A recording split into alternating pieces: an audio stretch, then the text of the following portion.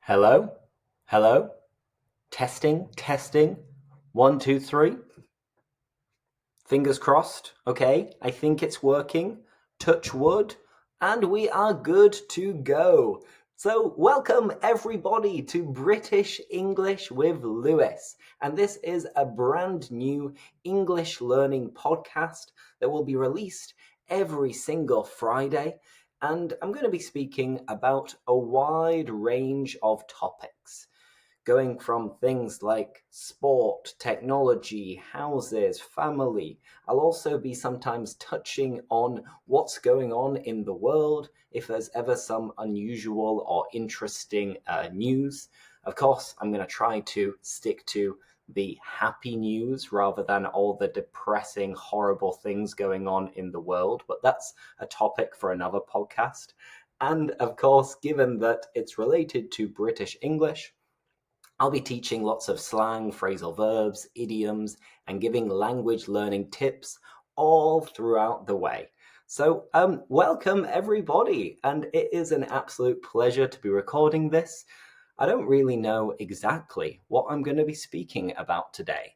I decided to record it kind of off the cuff, without having written down a script or done anything like that, but I have a rough topic in mind, and I'm going to be speaking relatively slowly and clearly throughout this podcast with the aim of making sure that you understand exactly what I say. And I'm sure that will be the case, and you can learn some expressions at the same time. Personally, I have always loved podcasts. I'm a little bit obsessed with podcasts because when I'm working on my laptop, I'm always listening to a podcast. When I go to the gym, I'm always listening to a podcast. When I go for a walk or I'm traveling, I'm always listening to a podcast. Hell, even when I go to the toilet and I'm sitting scrolling up and down on my phone, I'm always listening to a podcast. And I have an unusual history with podcasts because I've been listening to them for the last 5 or 10 years. And if only I'd have started a podcast a decade ago, right?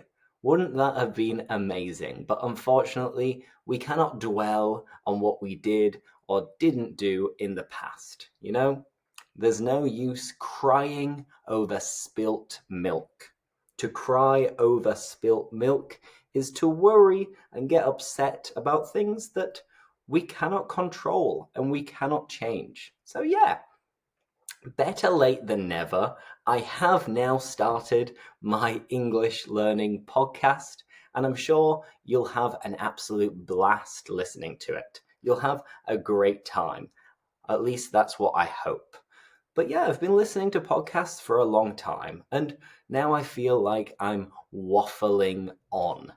To waffle on is like to speak about random things without any clear aim. So I'm going to stop waffling on, and I'm going to start speaking about the first topic of this podcast. And it's all about me.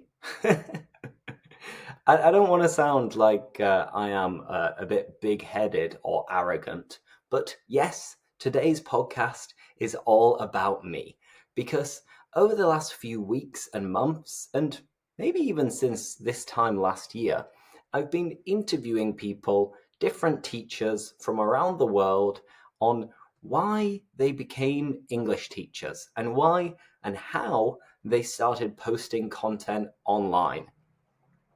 Well, they don't usually ask me, so I'll ask them, I'll grill them, interrogate them, get all the information about them as possible, but they don't usually say, "Oh, Lewis, and what about you?" I'm joking, sometimes they will say it. But I usually focus on my guests during these YouTube videos, and I thought I would tell you about me in a little bit more detail. I'm sure there'll be some things you know, but I'm going to go over who I am, where I'm from, why I started being an English teacher, what my history is with languages, and I'll give some little tips to improve your English right at the end as well. And this podcast, just like all of the upcoming podcasts, will last around about 30 minutes. 30 minutes, give or take. 30 minutes approximately. So, first things first, let me introduce myself once again. My name's Lewis. I'm 32 years old. I'm English. I'm from Yorkshire, a town called Bingley, which has a population of around about 20,000 people. It's a kind of small town in the countryside, but it's relatively close to some big cities in Leeds, Bradford, and Manchester is only like an hour and 15 minutes away. So we're in quite a good strategic position, let's say, in the north of England. And my hobbies, well, what do I enjoy? I love football. I'm a big Leeds United fan, as you may have seen. I like languages. I've always been fascinated by the idea of languages and interacting with people from around the world, because I think when I was a teenager, I started to get into travel documentaries. I started to become interested in travel documentaries. So I'd watch an episode on Brazil, for example, and then another one on Argentina and Japan and China and the Ukraine, all of these different places. And I'd be fascinated watching each episode and being like, oh, wow, that looks so cool. I really want to travel. I really want to be independent. I want to fly around the world, get to see what the world is really like, and most importantly, actually speak to the local people there. Because Brits and Americans and any native English speaker is kind of guilty of being very lazy when it comes to learning a language. And this has always been the case, and it may forever continue to be the case. And I understand why we are a little bit lazy when it comes to learning other languages and speaking other languages. Let's be honest, people from around the world, whichever country you're from, everybody has to learn English to varying degrees. So it is mandatory, compulsory for people around the world, whether it's in primary school, secondary school, or university. You have to learn English because it is the lingua franca, which is like the universal language. Whether it should be English or not is a completely different debate for another day.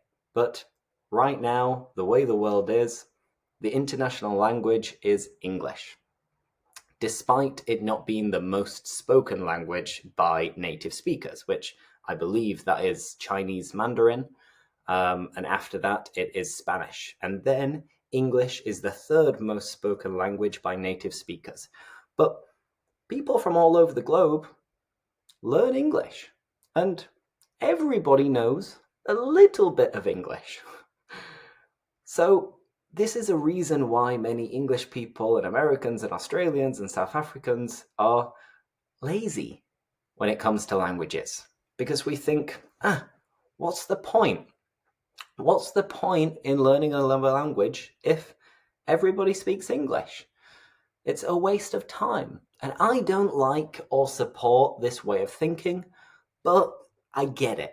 I understand why people would feel like this. But in my case, I was never like that. Because ever since primary school, I remember you had to study a tiny, tiny bit of French, just to give you a little bit of an introduction to another foreign language. And we did that just by singing like songs. The one that's stuck in my head is Quelle est la date de ton anniversaire? Quelle est la date de ton anniversaire? Janvier, février, mars. So for anyone who doesn't speak French or hasn't heard this song, this is like a nursery rhyme or an educational song for young children.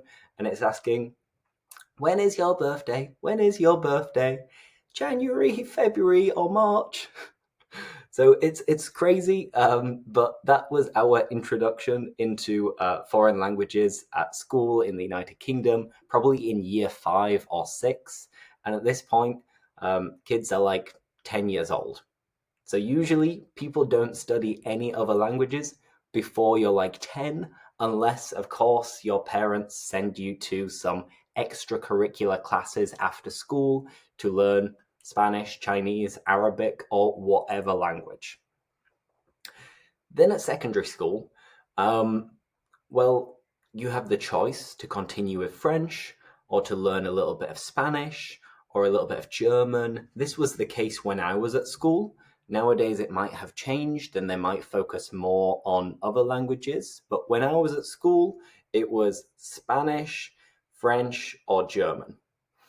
Sorry, Germans, but I wasn't as, let's say, interested in learning German as I was with French and Spanish. Maybe they seemed like more fun languages. And with Spanish, I was thinking, Spain, it's sunny, loads of beaches, tapas, siesta. It's a great language to learn. So I did this, and whilst I was studying languages, I always had a really good time because I was like pretending and acting to be Spanish, for example, and I'd really, really exaggerate all of the sounds.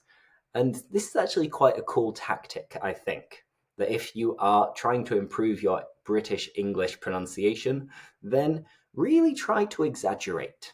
Because the more you exaggerate, the more natural it will feel when you're actually speaking the language with a native speaker or other speaker of the language. But yeah, during this time, for years, from being like from being like 11 to 16, it was still compulsory, mandatory at this time, and we'd have like 1 hour of Spanish and 1 hour of French per week. 1 hour per week is useless. You're never really going to learn anything, to be honest, from this, because you, I think, need to immerse yourself in the language much more. And our teachers were not native English, native French, or Spanish speakers. So the language education, at least when I was growing up in the UK, wasn't the best. But I was still interested in it. And I found it really fun. It was a way to like disconnect between maths and science. So I was like, bonjour, ¿qué tal? ¿Cómo estás? So I was speaking these languages and I was having fun at the same time. So fast forward to when you are 18. In the UK, if you want to go to university, you have to choose what you want to do at uni when you're 17, 18.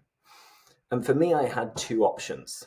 Option one was to do something related to the human body and sport, because I love sport and I love health in general. I might not be the healthiest person in the world, but I'm interested in the industry and the world of health. So I studied biology and sport for my A levels, which are the certificates that you do between 16 and 18 before university in England. And the other two were business and Spanish. So between 16 and 18, I was studying 4 subjects. So I was thinking at uni, I'm either going to do something related to business and Spanish or something related to the human body. So I prepared 2 different like university letters, like application letters, one to be a physiotherapist and the other one to be, I don't know, some kind of teacher or interpreter or translator or multilingual businessman. And after thinking about it long and hard, weighing up the different options, basically I came to the conclusion that I wasn't sure I wanted to do either of these options. But if I studied languages, I knew that I was kind of putting off the decision-making process. So I was waiting until university to then decide if I wanted to work in translation, interpreting, or teaching. So me being me, I thought, I don't really want to make any big decisions yet. So I'm going to do languages. I'm going to go to university, leave my mum and dad's house, and meet lots of people, go out and have fun, and at the same time, practice some Spanish and Italian. So that's what I did at uni. And at uni, I had a great time. It was really good. I made lots of friends. I got a part-time job kind of working as a PR guy for different bars and clubs. So because of my job, I was like forced to go out on a regular basis, which, while being very fun, was probably not the best for educational purposes. So I spent a lot of time drinking and out when I should have been maybe spending more time studying, watching series in Spanish and Italian, but I didn't. And, I was young, naive, and immature, and I had other priorities at that time, which was making friends, going out, and having a good time.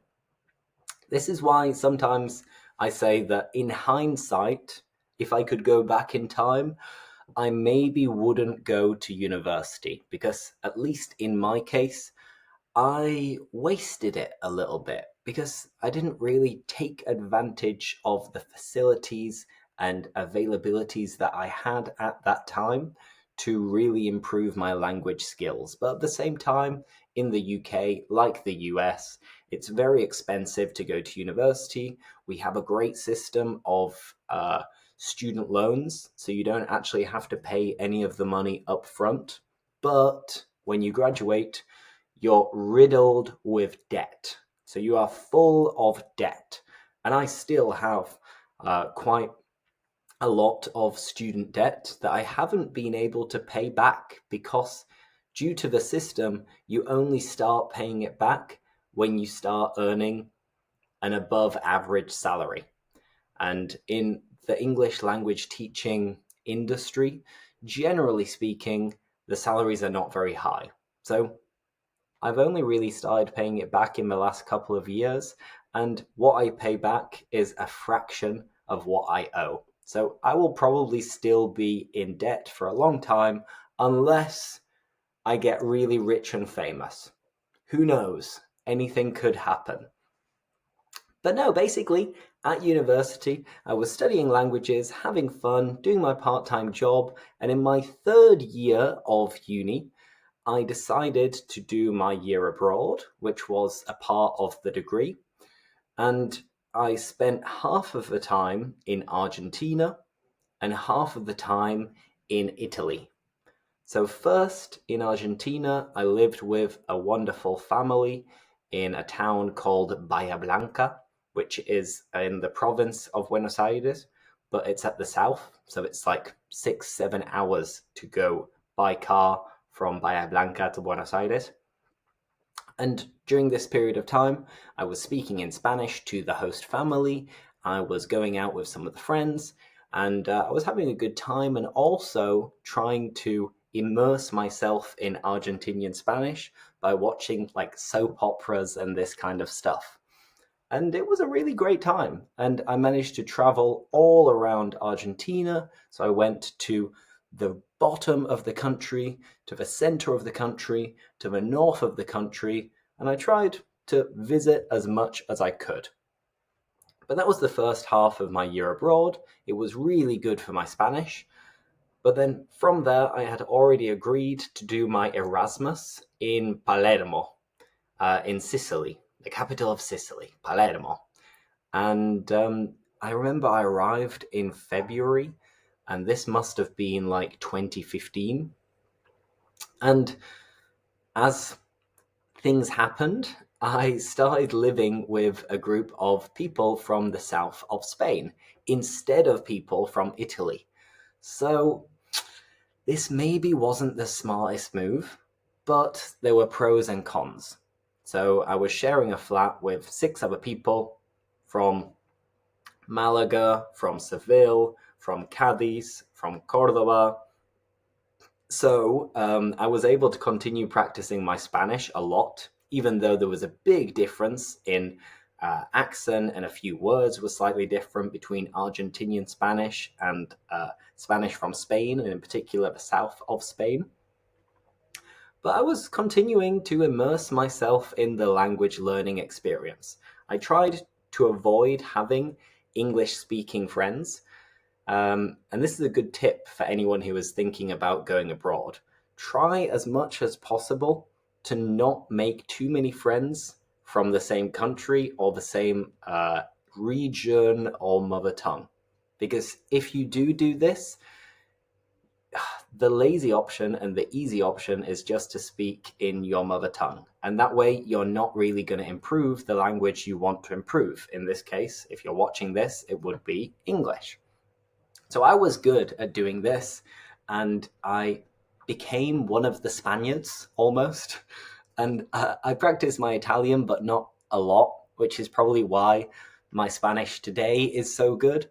But my Italian is not very good, and I can only just get by in Italian. So I can only do the bare minimums in Italian.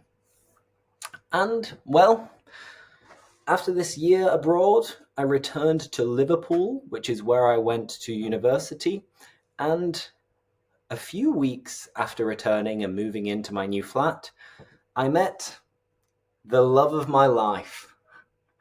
So I met my current girlfriend. In fact, it was on my birthday, so best birthday present ever.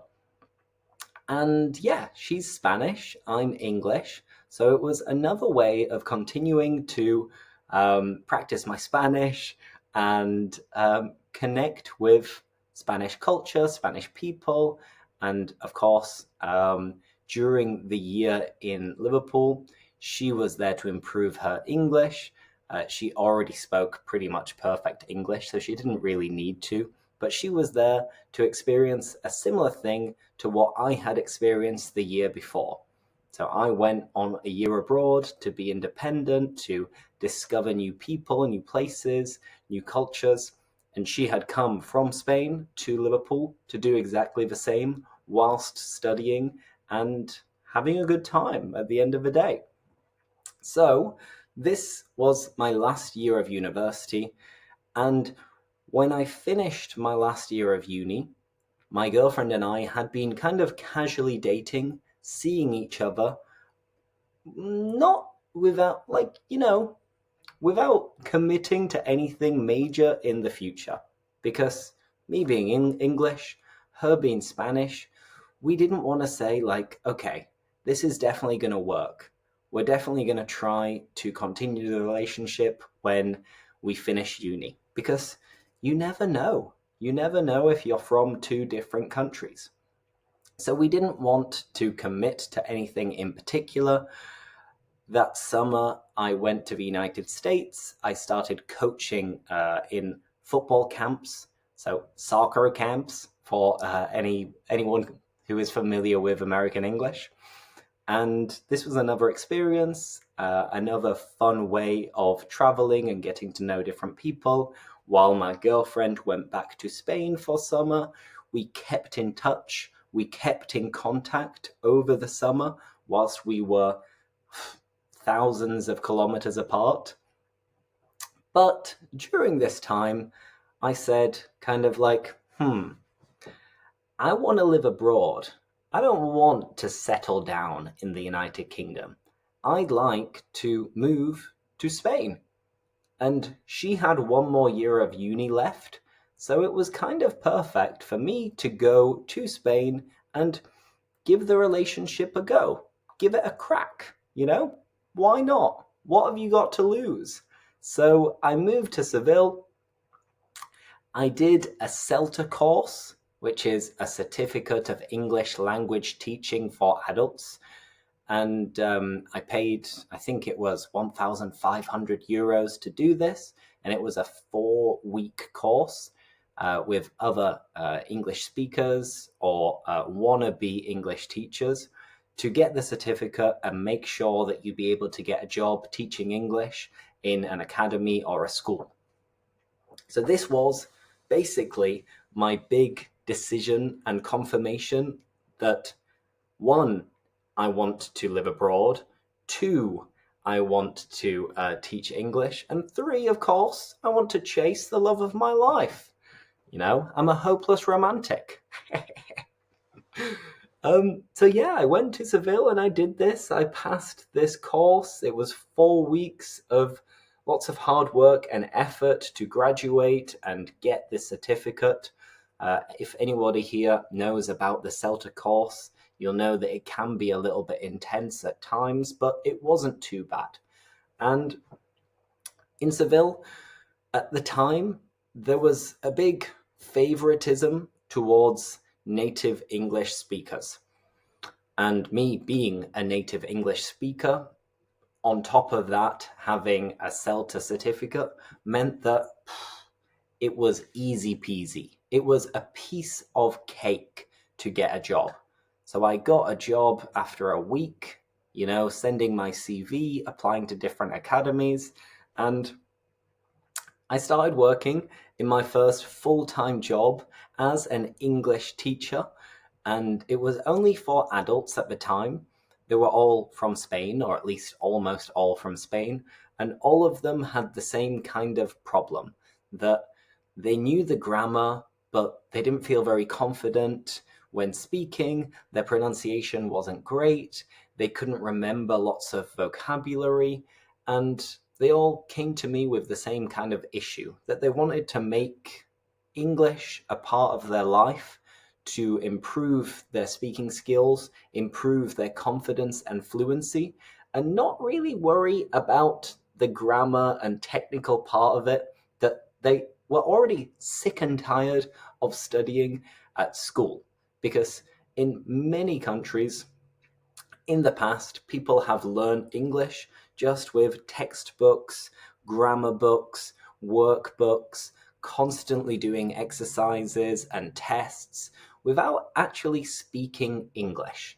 And I use this quote quite a lot, or this question quite a lot, and it is, do you speak English? Like, the question is, do you speak English? It's not, do you write English? Do you know English? Do you understand English? 9 times out of 10, people are going to ask you, do you speak English? Do you speak English? Do you speak English? So of course, the emphasis should be on speaking, which has been my language learning philosophy since I was studying languages at university, but also as an English language teacher. The main focus, the main concentration should always be on speaking as much as possible and losing this fear and embarrassment of making a fool out of yourself because you are speaking another language. Remember what I was saying earlier. Most English native speakers do not speak other languages. So you can already feel superior to them and look down on them in one way or another. So yeah, the message is, do not worry if you are speaking English and you don't feel 100% confident, because if you make mistakes, then you're going to remember making these mistakes, and it will prevent you from making the same mistakes again and again. Another reason is that by making mistakes, sometimes you can have a laugh and you can have a good time and it's enjoyable. You can make friends from speaking English and making little silly mistakes. So honestly, if anybody is worried about speaking English, don't be. Just give it a go. What's the worst that could happen? There are many worse things in the world than feeling embarrassed and having your cheeks go red when you're speaking English. My cheeks go red all the time, but it is what it is. We can't do anything about it. So basically, to sum up, I moved to Spain, I did a course to become an English teacher, and then I started working immediately. And I was working with some great students, and I had a wonderful time. And this was the first academy, then I moved to another academy. It was the same kind of classes, Never really that well paid, but it was a very enjoyable job, helping other people and being kind of in the language learning world. I also did summer camps as an English teacher as well in Spain for university students. This was really fun and really immersive, where we'd have breakfast, lunch, and dinner with the students. Then basically, I was at a crossroads in my life where I was seeing that a lot of my friends were moving to Australia. And they were moving for like a year to do the work and holiday visa, which many British people do and Europeans do nowadays, where you get a visa to go to Australia, you work there where you can earn quite a lot of money, you can still continue living like the life of a young person. And because you're going so far away from Europe, you might as well travel around Southeast Asia and different places whilst you're there, because you're already at the other side of the world. You are down under, which is a nice kind of colloquial way of saying Australia. So you can say Australia, Straya, or down under. So yeah, I was at this crossroads and I managed to convince my girlfriend to move to Australia with me at the same time that some of my best friends from home were going to Australia. So we coincided and met there in Melbourne and Sydney. And when I did this, I was expecting to be doing some kind of manual labor jobs or working in a bar, doing the typical kind of jobs that a lot of my friends were doing out in Australia.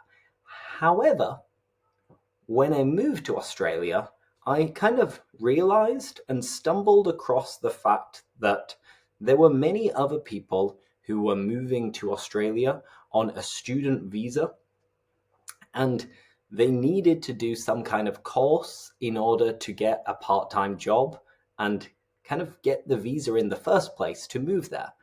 So many people from Brazil, Colombia, Korea, China decided to study English in Australia. And because I had already done my CELTA course, I had a couple of years' experience in Spain as an English teacher, I was kind of an ideal candidate.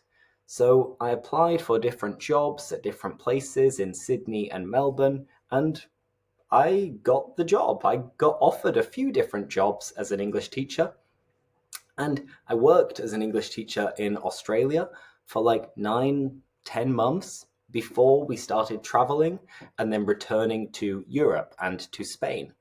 Um, so it kind of worked out perfectly. And Australia is a beautiful country with a really high quality of life, lots of different types of cuisines that you can try. The nature is absolutely breathtaking.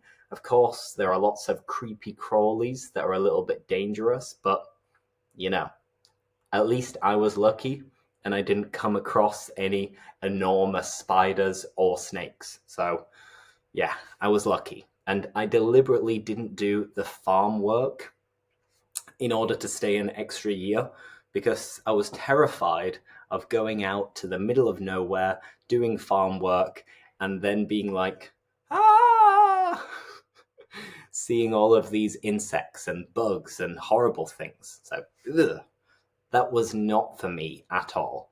Creepy crawlies are not my cup of tea by any means.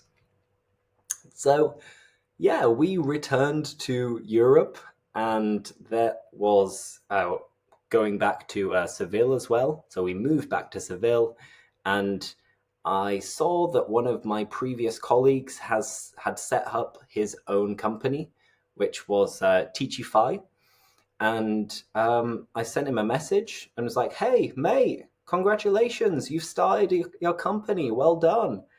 And I offered myself to team up with him and partner with him to be the first teacher and take on some additional roles and responsibilities at the same time.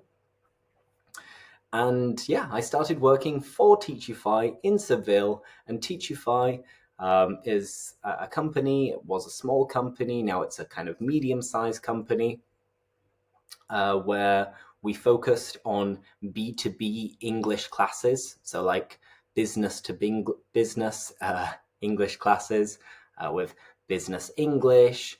Again, trying to make learning as fun as possible and not use like textbooks and all of this stuff. We wanted the students to be speaking English, having fun, and we wanted to be at the forefront of like innovation and high tech. So with Teachify, I started a podcast.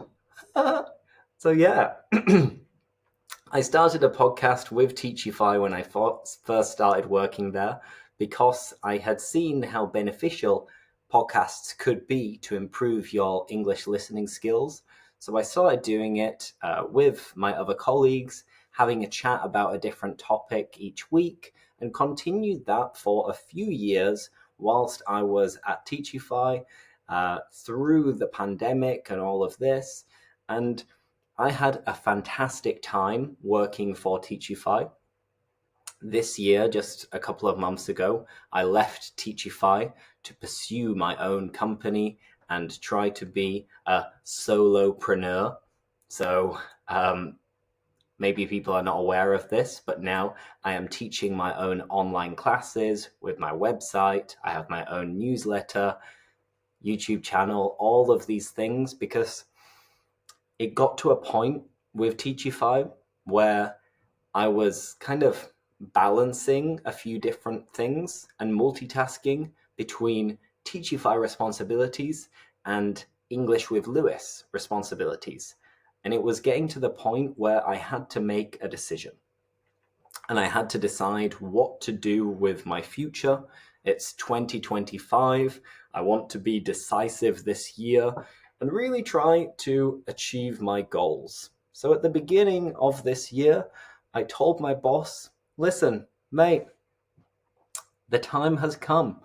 I'm afraid I want to fly and achieve my goals on my own and try not to depend on anyone else, but just be my own boss and have my own students and my own projects.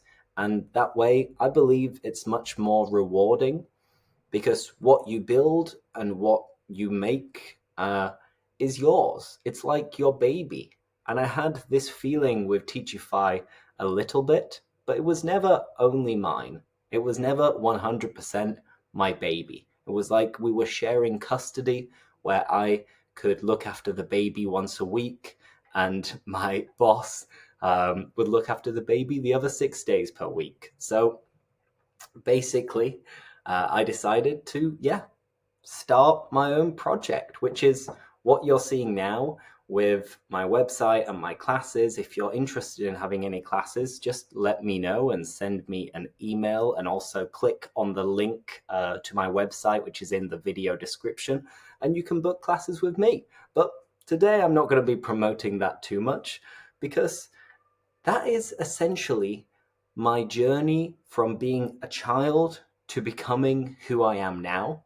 Just touching on the content side of things, it was when basically I moved to Brussels and Belgium a few years ago now, almost. It's been like 2.5 years, 3 years practically, since I moved here to Belgium because of my partner's job. And I had a little bit more free time. And I started to think about myself a little bit more rather than my old company. So I thought, why don't I start building up my own personal brand? Why don't I start posting videos on my own profile rather than posting it on the company profile? Because for the last 5 years, maybe longer, I posted a few random videos for Teachify, and I did a couple of like live classes for Teachify, but I was always a little bit embarrassed. I was always a little bit nervous and ashamed that my friends from school and university and my family would see me posting videos online and be like, what's Lewis doing? Is he gone crazy? Does he think he's famous now? So I was worried about my friends kind of taking the mick. I was worried about them making jokes about me and saying that I'm doing weird things because I'm posting videos online. So I kind of postponed making my own YouTube channel and Instagram channel just out of fear because I was nervous and embarrassed. And this could easily relate to your way of thinking when it comes to speaking English, because I get that you might be embarrassed, you might be scared, you're worried about what people will say. But the moment you kind of overcome that fear and start actually doing it and actually putting your words into your actions, you will feel so much better. You will feel free and liberated. And this is how I felt when I started posting my own videos. Number one, it became a bit of a hobby immediately, because when you see people are getting value out of your content, it's a really rewarding feeling that'll push you to stay consistent and continue to post videos, stories, etc. But also, you begin to care less and less about what haters might think of you, because there will always be haters around the world, no matter what. But as you start doing things, you get a bit of a thick skin, so you're less sensitive, and you don't care. You just think about what you are doing, and if you think you are doing a good thing, and I think I'm doing a good thing teaching people English for free, then I don't care if people criticize me or insult me, because my conscience is clear. So that's a little message of motivation for everybody, I hope. And yeah, I started this journey of English with Lewis almost 3 years ago now, just thinking, what's the worst that could happen? Because I wanted to guarantee my future in case Teachify didn't continue to grow in the future. And I thought, how can I do that? Well, one way to do that is by growing my own reputation and personal brand. And you can only really do that nowadays on social media, LinkedIn, and these kind of platforms. So that's the decision I made. And almost 3 years later, I'm still doing it. And I still continue to make videos on a regular basis, posting practically every single day, both on English with Lewis and on Inglés con Lewis, which is my Spanish speaking channel as well. And basically, this podcast, this first episode, was just my own off the cuff way of telling you my kind of life story, essentially. I'm 32 now, but now you know what I've been doing for the last decade and before that. And hopefully, you understand a little bit more about me, who I am, where I'm from, what I've been doing professionally during my English teaching career. And I hope you found this episode useful and insightful. And I hope you learned some new English expressions, vocabulary, and slang throughout this video. And if it's the first time you're listening to this, which I assume it will be, given that it's the first episode, make sure you give a like, comment if you have any questions for me, and if you could give this podcast a 5-star review on Spotify, then that would really help other people to discover this podcast. And as I said, I'm going to post a new video every Friday speaking about different things. This one was just the first to allow you to get to know me and my history as an English teacher a little bit more. But next week there'll be a new topic, and I am looking forward to recording again. I'm buzzing. I'm so excited. I cannot wait. And thank you everybody for listening, because I feel like I have been rambling. To ramble is to speak, speak, speak without really getting to the point. So I've been rambling. I've been waffling on. But let me know if you found it useful, and also, if I was rambling too much, do tell me, because, as I said, I have a thick skin. So thank you, everybody, for watching or listening, and I'll see you in the next episode of British English with Lewis next week. Thank you, and see you later. Bye!